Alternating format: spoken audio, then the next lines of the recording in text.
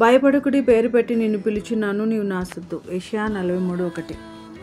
మరి మనం భయపడవలసిన అవసరం లేదు. ఎందుకంటే ఆయన మరణించి నీ కొరకు చిట్ట చివరి రక్తబొట్టు వరకు కార్చున్నాడు.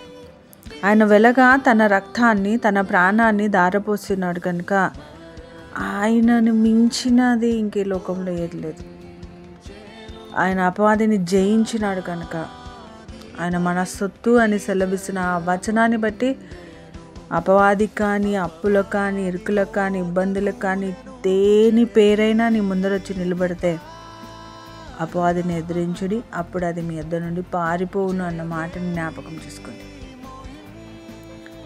నిశ్చయంగా దేవుడు ఘనమైన కార్యాలు మన జీవితాల్లో చేయాలనుకుంటాం.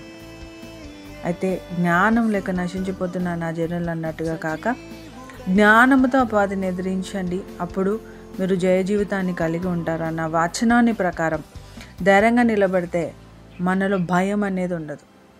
ప్రేమ సమృద్ధిగా దేవుని ఆరాధించాలనే భక్తి మనలో పెంపారజేస్తాడు.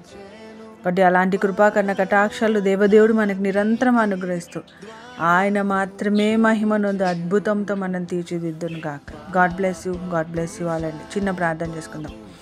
జీవంగల దేవా, భయపడకుడి, నేను మీ కొరకు ఇదిగో వెల చెల్లించినాను, నీవు నా సొత్తు అని సెలవిచ్చిన విజయానికై వందనాలు.